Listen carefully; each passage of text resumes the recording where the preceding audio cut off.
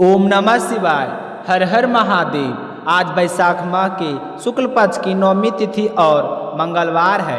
परम पुण्यदायी बैसाख का महीना अब समाप्त होने जा रहा है। बैसाख माह के अंतिम दिन बहुत ही फलदायी होते हैं। जो भी विष्णु भक्त किसी कारणवश पूरे बैसाख माह में स्नान नहीं कर पाए हैं, उन्हें बैसाख के अंतिम दिनों में एकादशी से लेकर बैसाख पूर्णिमा तक का स्नान करके तुलसी, बड़ और पीपल में जल जरूर सींचे और विष्णु भगवान की पूजा अर्चना करें। अगर हम सच्ची श्रद्धा से बैसाख के अंतिम 5 दिन बैसाख माह के नियमों का पालन करते हुए स्नान और पूजा करते हैं तो हमें बैसाख के पूरे महीने का पुण्य फल प्राप्त होता है। तो आप सभी श्रोताओं के मंगल जीवन की कामना करते हुए शुरू करते हैं आज की कथा। आज की कथा से शुरू करेंगे हम मंगलवार की कथा से। बोलिए हनुमान जी बाबा की जय हो। एक बार नैमिषारण्य तीर्थ में 88,000 मुनि एकत्रित होकर सूत जी से पूछने लगे कि हे महामुनि, आपने हमें अनेक पुराणों की कथा सुनाई है, अब कृपया करके हमें कोई ऐसा व्रत और उसकी कथा बताइए जिसके करने से संतान की प्राप्ति हो तथा मनुष्य को रोग, शोक, अग्नि, सर्प आदि का भय ना रहे। कलयुग में सभी जीवों की आयु बहुत ही कम होती है। अगर उन्हें इस तरह रोग और चिंता के कष्ट लगे रहेंगे तो वे श्री हरि के चरणों में अपना ध्यान कैसे लगा पाएंगे। तो श्री सूत जी ने कहा कि हे मुनियों, एक बार युधिष्ठिर ने भगवान श्री कृष्ण से लोक कल्याण के लिए यही प्रश्न किया था। भगवान श्री कृष्ण और युधिष्ठिर का संवाद आज मैं आपके सामने कहता हूँ, आप ध्यान देकर सुनना। एक समय हस्तिनापुर की राजसभा में योगी राज श्री कृष्ण बैठे हुए थे। तब युधिष्ठिर ने भगवान श्री कृष्ण से प्रश्न किया कि हे प्रभु, हे नंदन गोविंद, आपने मुझे अनेकों कथाएं सुनाए हैं, आज कृपया करके मुझे कोई ऐसा व्रत या कथा सुनाइए जिसके करने से मनुष्य रोग, चिंता तथा भय से मुक्त हो जाए तथा उसे पुत्र की प्राप्ति हो। हे प्रभु, बिना पुत्र मनुष्य का जीवन व्यर्थ है, क्योंकि बिना पुत्र के मनुष्य नरक का गामी होता है। पुत्र के बिना मनुष्य का पितृ श्रेणी से छुटकार नहीं हो पाता है। उसके पितृलोक में सदा अतृप्त रहते हैं। अतः कोई पुत्रदायक व्रत बतलाइए। तो भगवान श्री कृष्ण कहने लगे कि हे राजन, मैं आपको एक प्राचीन इतिहास सुनाता हूँ, आप उसे ध्यान देकर सुनना। कुंडलपुर नाम एक नगर में एक बुद्धिमान ब्राह्मण रहता था। उसका गुजारा मुश्किल से होता था। उसे अपने गरीब होने का उतना दुख नहीं था जितना कि उसके संतान न होने के कारण वह दुखी रहता था। उसकी पत्नी सुनंदा पतिव्रता नारी थी। वह भक्तिपूर्वक श्री हनुमान जी की आराधना किया करती थी। मंगलवार के दिन व्रत करके अंत में भोजन बनाकर हनुमान जी का भोग लगाने के बाद स्वयं भोजन करती थी। एक दिन मंगलवार को गृह कार्य अधिक होने के कारण वह हनुमान जी को भोग लगाना भूल गई, जिससे उसे बहुत ही दुख हुआ। तो उसने उस दिन खुद की भोजन नहीं किया और मन ही मन प्रण ले लिया कि मैं अब अगले सोमवार को ही हनुमान जी को भोग लगाकर अन्न जल ग्रहण करूंगी। तो 6 दिन तक ब्राह्मणी सुनंदा अपने प्राण के अनुसार भूखी, प्यासी और निराहार रही। परंतु 7वें दिन मंगलवार को वह प्रातः ही सुबह सुबह बेहोश होकर गिर पड़ी। सुनंदा की इस असीम भक्ति से श्री हनुमान जी बहुत ही प्रसन्न हुए और उसके सम्मुख प्रकट होकर कहने लगे कि सुनंदा, मैं तेरी भक्ति से बहुत ही प्रसन्न हूँ, तू उठ और वरदान मांग। तो सुनंदा अपने आराध्य देव हनुमान जी को अपने समक्ष देखकर बहुत ही खुश हुई और उनके चरणों में गिर पड़ी और कहने लगी कि हे प्रभु, मेरे कोई संतान नहीं है, अतः आप मुझे संतान प्राप्ति का आशीर्वाद प्रदान करें।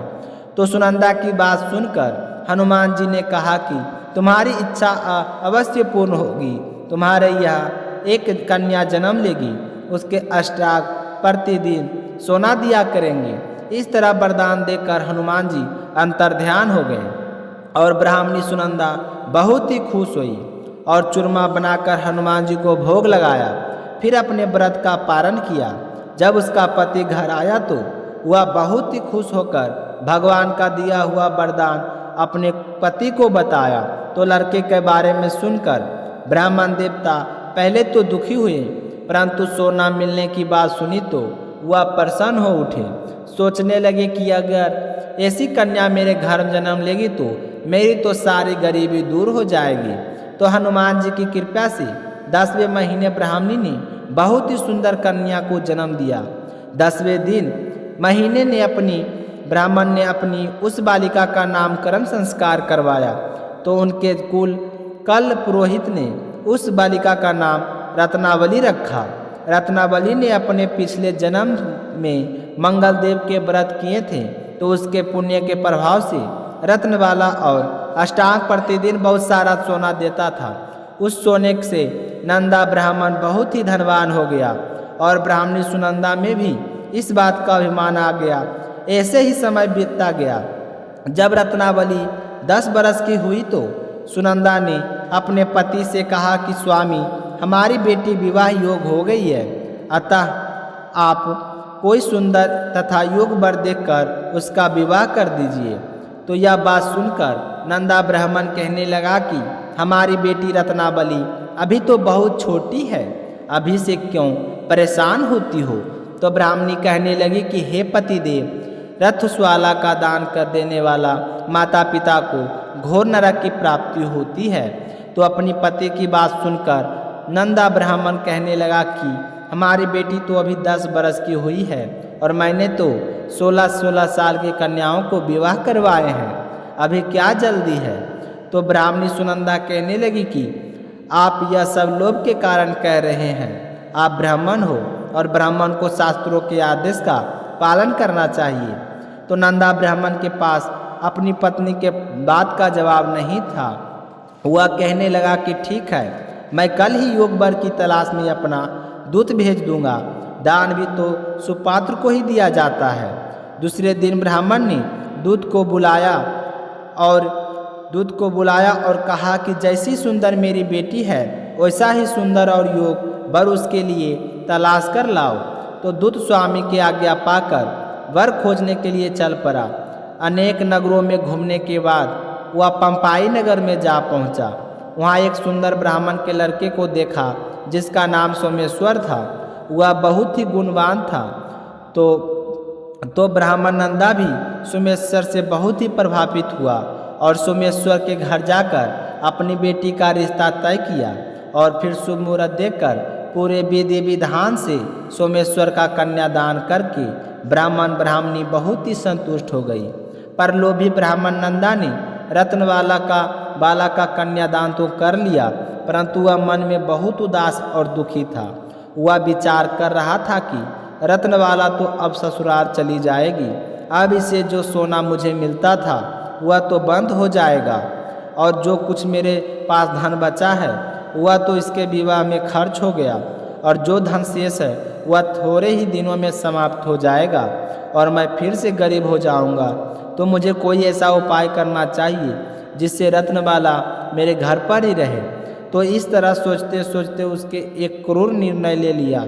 उसने विचार किया कि जब सुबह रतनवाला का पति सोमेश्वर उसे अपने साथ घर लेकर जा रहा होगा तब मार्ग में ही मैं उसका वध करवा दूंगा और फिर रत्नवाला को अपने साथ घर ले आऊँगा, जिससे मुझे रोजाना सोना भी मिलता रहेगा और मैं लोगों को नज़र दोष से भी बच जाऊँगा। कोई मुझे यह नहीं कहेगा कि मैंने अपनी बेटी का विवाह नहीं किया, क्योंकि ब्राह्मण परिवार में कन्या का विवाह सिर्फ एक ही बार किया जाता है। तो यह बहुत ही अच्छा उपाय है। यह सोचकर वह सो गया। सुबह काल हुई तो नंदा और सुनंदा ने अपने जमाई तथा पुत्री को बहुत सारा धन देकर विदा किया। तो सोमेश्वर अपनी पत्नी रत्नावली को लेकर अपने नगर की तरफ चल पड़ा। ब्राह्मण नंदा ने जिस तरह से क्रूर निर्णय लिया था उसके अंजाम देने के लिए अपने दूत को भेज दिया और कहा कि मैं ही मेरे जवाई का वध कर देना। तो दूत मार्ग में छिपकर बैठ गया और जैसे ही सोमेश्वर उसे छिपे हुए स्थान के पास से गुजरने लगा तो ब्राह्मण के दूत ने उसका वध कर दिया और यह समाचार ब्राह्मण तक भी पहुंचा दिया। अपने जमाई का वध का समाचार सुनकर नंदा ब्राह्मण अपनी पत्नी के साथ वहाँ पहुँचा जहाँ यह जघन्य अपराध किया हुआ था और रुदन करती हुई अपनी पुत्री से कहने लगी कि हे पुत्री, लुटेरों ने ऐसा अनर्थ करते हुए कुछ भी नहीं सोचा, लेकिन यह तो भगवान की इच्छा है। भगवान के आगे किसी का भी बस नहीं चला। अब तू मेरे साथ घर चल। जो भाग में लिखा होता है वही होता है। तू मेरे साथ चल और अपना बचा हुआ जीवन वहीं पर व्यतीत कर। अपने पति की मृत्यु से दुखी हुई रत्नावली अपने पिता से कहने लगी कि पिताजी, मैं तो मेरे पति के साथ ही सती होना चाहती हूँ। जब मेरे पति ही नहीं हैं तो मेरे जीने का क्या फ़ायदा। तो रत्नावली के माता पिता ने उसे बहुत समझाया, लेकिन वह नहीं मानी। तो उसने मरने की ठान ली। उसने विलाप करते हुए अपने माता पिता के से सती होने की इच्छा बताई। तो वह ब्राह्मण नंदा विचार करने लगा कि मैंने अपने जवाई का वध करवा के इस पाप का अपने सर लिया है। तो रत्नवाला तो अपने पति के साथ ही अपने प्राण तक देने को तैयार था। तो मेरा तो दोनों तरफ से मरना हो गया। अब ना तो धन मिलेगा और जवाई का वध करवाने के कारण मुझे यम यातना भोगनी पड़ेगी। वह अलग। यह सोचकर वह ब्राह्मण बहुत ही दुख हुआ। फिर सोमेश्वर की चिंता बनाई। रत्नबाला सती होने की इच्छा से पति का सर अपनी गोद में रखकर चिता में बैठ गई। जैसे ही चिता में अग्नि दी गई, वैसे ही प्रसन्न होकर मंगलदेव वहाँ पर प्रकट हो गए और कहने लगे कि हे रत्नावली, मैं तेरी भक्ति से बहुत ही प्रसन्न हूँ। तू वरदान मांग। तो रत्नवाला ने अपने पति का जीवन दान मांगा। तो मंगलदेव कहने लगे कि रत्नवाला, तेरा पति अजर अमर है।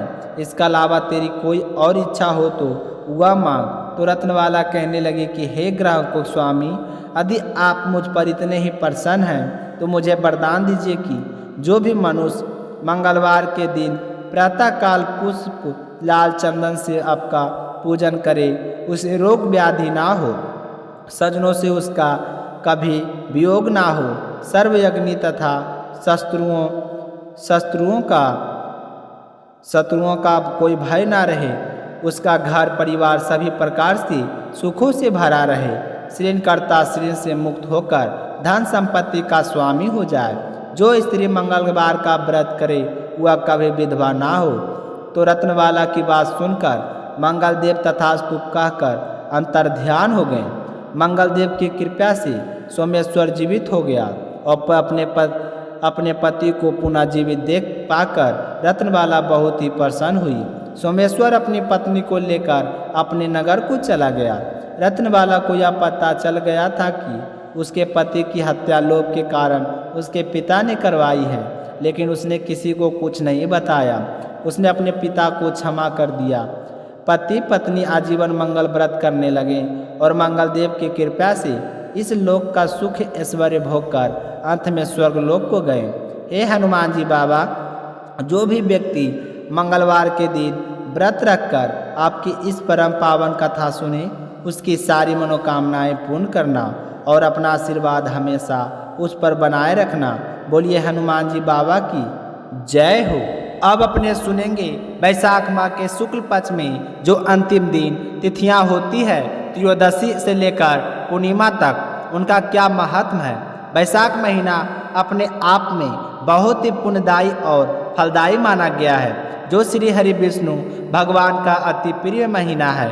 जो भी व्यक्ति इस पूरे महीने सूर्योदय से पहले उठकर स्नान करता है और श्री हरि विष्णु की आराधना करता है, उसके जन्म जन्मांतर के पाप नष्ट हो जाते हैं और वह श्री हरि विष्णु भगवान की कृपा का पात्र बनता है।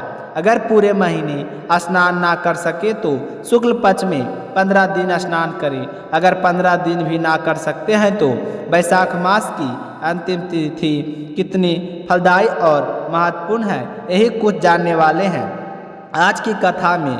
तो श्रुतुदेव जी कहते हैं कि हे राजेंद्र, वैशाख के शुक्ल पक्ष में जो अंतिम 3 तिथियां त्रयोदशी से पूर्णिमा तक है, वे बड़ी पवित्र और शुभ कारक है। उसका नाम पुष्करणी है।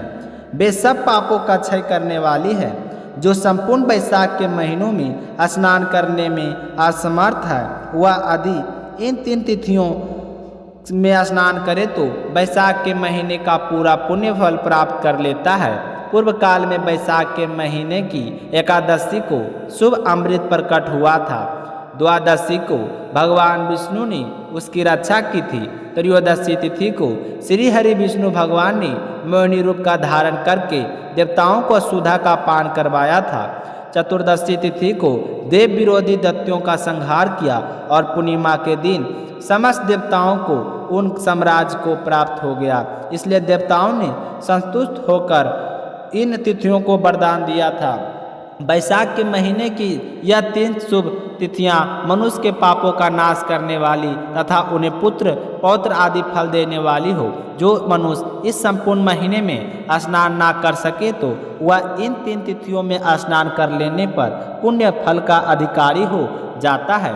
बैसाख के महीने में लौकिक कामनाओं का नियमन करने पर मनुष्य निश्चय ही भगवान विष्णु और सायुज्य प्राप्त कर लेता है।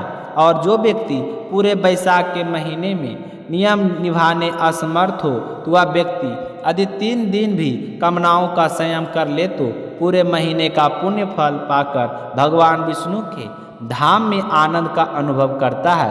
इस प्रकार का वरदान देकर देवता अपने धाम को चले गए थे।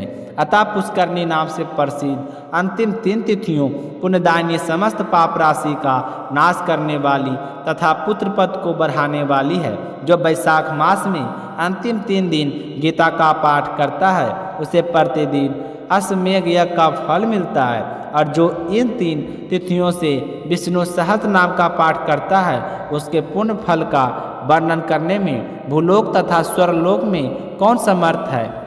पूर्णिमा के शस्त्र नामों के द्वारा भगवान श्री हरि विष्णु को दूध से नहलाकर मनुष्य पापहीन होकर वैकुंठ धाम में जाता है।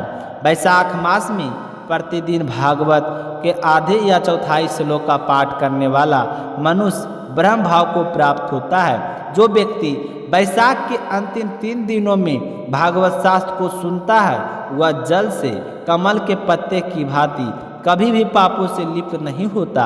इन 3 तिथियों के सेवन से कितने ही मनुष्य ने देवदत्त प्राप्त कर लिया और कितने ही सिद्ध हो गए और कितने ही मनुष्य ने ब्रह्मतत्व प्राप्त कर लिया। ब्रह्म ज्ञान से मुक्ति होती है अथवा प्रयाग में मृत्यु होने से बैसाख माह में नियम पूर्वक प्रातःकाल जल में स्नान करने से मोक्ष की प्राप्ति होती है। इसलिए बैसाख के अंतिम 3 दिनों में स्नान दान और भगवत पूजन आदि अवश्य करना चाहिए। बैसाख मास के उत्तम महत्व का पूरा वर्णन रोग सहित से रहित विष्णु भगवान नारायण के सिवा दूसरा कौन कर सकता है।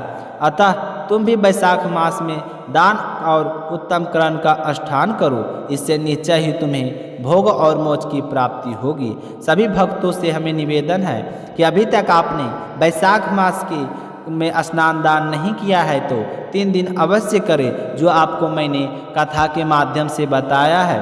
तो आप सभी श्रोताओं को आज की कथा सुनकर कैसी लगी कमेंट करके ज़रूर बताइएगा। साथ ही अगर आपने शिला भक्ति चैनल को सब्सक्राइब नहीं किए हैं तो शिला भक्ति चैनल को सब्सक्राइब जरूर करें। और आप सभी से एक छोटी सी निवेदन और है कि अगर आप वीडियो देखते हैं रोज़ाना तो आप कमेंट सेक्शन में आप अपना नाम और कहां से आप वीडियो देख रहे हैं उस डिस्ट्रिक्ट गांव और ज़िला का नाम जरूर आप कमेंट सेक्शन में बताएं ताकि आने वाली वीडियो में आपका नामों का स्मरण किया जाएगा। तो मिलते हैं अगली वीडियो में, तब तक अपना ख्याल रखिए ना। जय श्री कृष्णा, राधे राधे।